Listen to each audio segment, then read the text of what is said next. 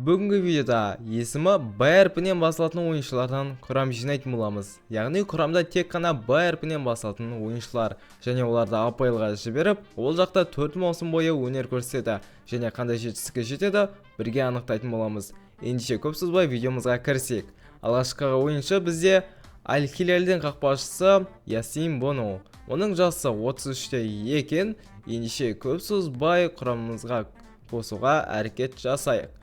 Ол ойыншының құны бізде 12 миллион екен. Біз демек сол дәл 12 миллион ұсынып көреміз. Бірақ біздің басқа бір ойыншымызды сұрап отыр. Жарайды, меніңше келіскен дұрыс.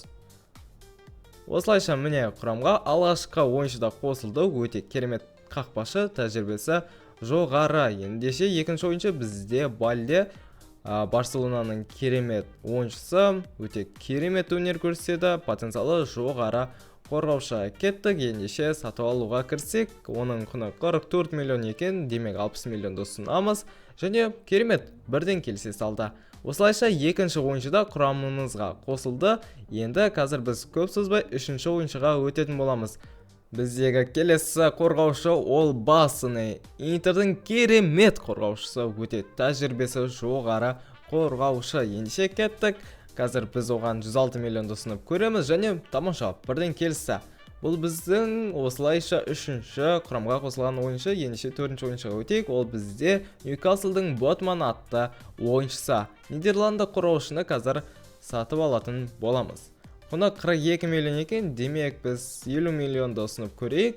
53 миллион дейді, жарайды, келісеміз және құрамға кезекті ойыншыны қосамыз. Осылайша бірнеше ойыншыларды қатарымызға қосып жатырмыз.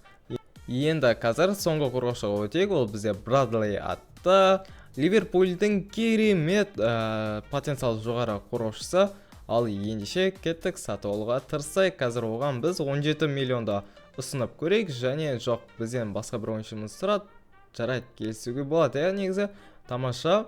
Осылайша біздің соңғы қорғаушымызға қатарымызға қосылды. Енді біз қазір жартылай қорғаушыларға өте берсек болады. Алғашқы жартылай қорғаушы бізде Интер сапында өнер көрсететін Барелла атты жартылай қорғаушы. Қазір біз оған 90 миллион және тағы бір ойыншымызды қосып бердік. Осылайша бізде Барелла қатарымызға қосылды. Өте керемет жартылай қорғаушы екенін бәріңіз де білетін шығарсыздар. Ендеше біз қазір кезекті жартылай қорғаушымызға өте берейік. Біздегі келесі жартылай қорғаушы Боруссия сапында өнер көрсететін Бранд. Өте керемет жартылай қорғаушылардың бірі. Құны 54 миллион, 60 миллионды ұсынамыз және келісе салайық, жақсы. Осылайша кезекті жартылай қорғаушы қатарымызға қосылды. Міне, меніңше бірден тез құрамды жинап келе жатырмыз. Ендігі кезек бізде үшінші жартылай қорғаушы ол әрине Беллингем. Реал Мадридтің өте керемет ойыншысы, жасы небәрі 21-де, дегенмен де өзінің керемет ойынын әлемге паш етіп жүр. Қазір оның құны 74 миллион екен, демек қазір біз оған 190 емес, жақсы 220 миллионды ұсынайық. 230-ға дейін көтерді, жарайды, бұл ұсыныспен келісеміз. Осылайша міне Беллингемді сапымызға қостық. 3-1-де керемет жартылай қорғаушы енді қатарымызда. Меніңше осы жартылай қорғаушылар жетеді. Міне өте керемет жартылай қорғаушылардан жиналған жасақ болды.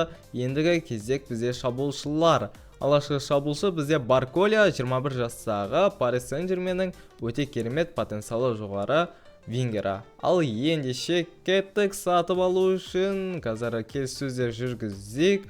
Оған біз қанша ұсынсақ? 60-қа келсе ме екен? Жоқ, 60-қа келіспей, оның орнына бізде Брандты сұрап тұр, әрине бермейміз. Қайтадан қазір 62-ні сұрап көрейік, 62 миллионға. Жоқ, 76 миллион дейді. Бағаны сәл төмендетіп көрейік 66 миллионға және келісті. Өте тамаша келісті. Міне алғашқы шабуылшыда қатарымызға қосылды. Өте керемет ойыншы, потенциалы жоғары. Енді бір екінші, үшінші маусымнан кейін меніңше жоғары рейтингке ие болатын бірден бір ойыншы осы. Ендігі ойыншы бізде Виктор Бонифейс, Нигерия құрамасының ойыншысы. Қазір ол Вердердің сапында өнер көрсетеді, просто бұл FIFA 25-те база өзгермей қалған. Кеттік, қазір сатып алуға тырысайық. Құны 48 миллион, біз 60 миллион ұсындық, және бұл ұсынысымызға бірден келісті. Бұл біздің құрамдағы екінші шабуылшы, өте тамаша потенциалы жоғары ойыншылардың бірі. Бұл ойыншыда 2-3 маусымнан кейін міндетті түрде өз рейтингін көтереді деген ойдамын. Ендеше келесі тағы бір форвардты сатып алайық. Ол форвард әрине бізде Карим Бензема Аль-Иттихадтың сапында өнер көрсететін өте тәжірибелі шабуылшы. Қазір көрейік, сатып алуға тырыссайық. Құны 23 миллион екен. Қазір біз оған 26 миллионды ұсынып көреміз, және міне тамаша бірден келісті, ұзаққа созбай, және осылайша құрамға өте мықты шабуылшы қосылды. Бірақ енді бір өкініші, жасы кішкене келіп қалды. Ал келесі шабуылшы бізде ол Барнес, Ньюкаслдың сапында өнер көрсететін вингер. Қазір оның құны 23 миллион, біз оған 30 миллион ұсындық, және міне тағы да бірден сатып алдық. Осылайша бізде шабуылда дайын болды. Енді қазір біз қосалқы құрамдағы ойыншыларды сатып алатын боламыз. Тағы бір жас потенциалы жоғары ойыншы, ол Атлетико Мадрид сапында өнер көрсететін Боб, жасы небәрі 21-де екен. Кеттік, сатып алайық. Құны 7 миллиона екен, оған біз 8 миллионды ұсынамыз, және так, жарайды, келсек бұл ұсыныспен. Және осылайша біз Бобты да өзіміздің қатарымызға қоса алдық. Өте керемет ойыншылардың бірі. Енді қазір біз тағы бір соңғы ойыншыны алайық, содан кейін құрам жинақтауда аяқтайық. Біздегі соңғы ойыншы ол Аль-Насрдың сапында өнер көрсететін Бенто. Қазір оған біз 30 миллионды ұсынып көреміз, және жоқ, біз бұл ұсыныспен келісе алмаймыз. Қазір оның орнына біз қазір 35 миллионды ұсынамыз. Және бұл ұсыныспен келісті. Осылайша бізде барлық ойыншы сапымызға қосылды. Енді қазір құрамды жасақтап, маусымдарды өткізуге дайындаймыз. Міне құрам дәл осындай болып жасақталды. Менің ойымша өте керемет құрам болды. Міндетті түрде бір трофей болсын, жеңуге тиіс. Ендеше көп созбай-ақ қояйық, біз бірден маусым соңындағы нәтижені көрейік. Ендеше кеттік. Өз басым бұндай нәтижені көтпедім. Олар бар болғаны 61 ғана ұпайды жинаған. Қалайша бұндай құраммен 6-шы орынды иеленуге болады? Кемі топ 4-ке кіре алама деген ойда отыр едім, бірақ ол ойым ақталмады. Жарайды, ешнәрсе етпес. Келесі маусымда енді конференциялар лигасында өнер көрсететін болады. Ал бұл маусымның бізде чемпиондары Тоттенхэм клубы атанған екен. Факаптағы қарсыластары Лидс Юнайтед атанды, және оларды 2-1 есебімен қапа қалдыра отыра 6-шы раундқа өтті. 6-шы раундта Манчестер Юнайтедпен кездесті. Ойын тең аяқталып, соңында пенальти сериясы арқылы Манчестер Юнайтед клубы жеңіске жетіп кетіпті, солайша жорықтарын аяқтаған. Карабао капта Брайтон Ньюкаслмен кездескен, ойын тең аяқталған, және соңында Брайтон пенальти сериясы арқылы жеңіске жетіп, жорықтарын ширек финалға дейін жалғай алған. Ширек финалдағы қарсыластары Милуэлл атанды, және оларды 1-2 есебімен жеңе отыра 1-2 финалға өте алған. 1-2 финалдағы қарсыластар бізде Тоттенхэм клубы атанды, және ойын 4-4 болып аяқталған. Тоттенхэм клубы кәмбек жасап кете алған екен, және бұл кубоктың егелері бізде. Сол баяғы Тоттенхэм клубы өте керемет нәтиже көрсетіп жатыр олар бұл маусымда. Ал чемпиондар лигасында Брайтон 21-ші орынды иеленіп отыр. 3 рет жеңіске жеткен, 2 рет тең ойнаған, және солайша 11 ұпайды жинап 21-ші орынды иеленген екен. Және келесі кезеңдегі қарсыластары бізде Милан атанды, және алғашқы қарсыластарынан нақ опық жеп қалып 4-2 есебінен жеңіліс тауыпты. Чемпиондар лигасының егері бізде Бавария клубы атанған екен, ал Европа лигасының егелері Атлетик клубы атанды, және конференциялар лигасын АЕК клубы ұтып отыр. Карим Бензема үздік сүрмергендердің қатарында 2-ші орыннан табыла білді. 38 ойында 21 гол соққан екен, ал голдық пас беру бойынша Джуд Беллингем 5-ші орынды иеленіп отыр. 34 ойында 8 голдық пас. Міне қазір ойыншылардың рейтингін қарап отырмыз. Көптеген ойыншылар өздерінің рейтингтерін бірнеше есе көбейткен. Ендеше біз кеттік 2-ші маусымға өтейік. Бұл маусымда хотябы көтеріліпті, бірақ бар болғаны бір ғана орынға. Ендігі жолы олар Европа лигасында өнер көрсетеді екен. Олар 38 ойында 69 ұпайдағына жинай алған, ал бұл маусымның чемпиондары бізде Ливерпуль клубы атанып отыр. Факапта сол чемпиондарға қарсы өнер көрсетіп, оларға қарсы 3-1 есебімен жеңіліс тауып, жорықтарын ерте аяқтауға тура келген. Карабао капта Арсеналмен кездесіп, дәл сол есеппен, яғни 3-1 есебімен жеңіліс алып, Карабаодан да ерте ұшып кетті. Ал конференциялар лигасында Брайтон клубы 3 рет жеңіске жетіп, 2 реттен ойнап, 11 ұпаймен 5-ші орынды иеленіп, 1-8 финалға өте алған екен. Жалпы бастамасы жақсы және 1-8 финалдағы қарсыластары бізде польшалық Wolfsberger атанды және оларды 5-1 есебімен тасалқын қылдырып келесі кезеңге өткен, бірақ келесі кезеңде Бодо Глинтке қарсы 3-4 есебімен жеңіліс алып отыр. Бұл Брайтон үшін өте ұятты нәтиже. Үздік сұрмергендердің қатарында біздің Джуд Беллингем 5-ші орында табыла білді, 37 ойында 20 голды соға алған екен. Міне құрам дәл осындай өте керемет дамыды. Енді келесі маусымда кемі топ 4-ке кіре алады деген үміттемін. Ендеше сол үмітіміз ақтала ма? Бірге көрейік. Дәл солай Брайтон клубы бұл маусымда 38 ойында 80 ұпайды жинап 3-ші орынды иеленген екен. Тіпті чемпиондыққа таласатын әлі қуаттары болған, бірақ енді Ливерпуль қалай дегенменде Ливерпуль 87 ұпайды жинап чемпион атанып отыр. Өте тамаша. Тоттенхэм клубы тағы да Брайтонның жолын бөгеп отыр. Бұл жолы факапта олар Брайтонды 3-2 есебімен жеңіп кетіпті. Ақыры өз кектерін қайтара алды. Тоттенхэмді 0-2 есебімен жеңіп, оларды бұл жарыстан шығарып жіберді және өз жорықтарын ширек финалға жалғастырған екен. Ширек финалдағы олардың қарсыластары Кристал Пэлас атанып, өкінішке орай олармен тең ойнасып, соңында пенальти сериясында жеңіліс тапқан. Европа лигасында 6 рет жеңіске жетіп, бар болғаны бір рет тең ойнап, 19 ұпаймен 1-ші орынды иеленіп, еш күмәнсіз 1-8 финалға өте алған екен. Өте тамаша нәтиже көрсетіп жатыр бастама үшін және 1-8 финалдағы қарсыластары бізде Бодо Глинт.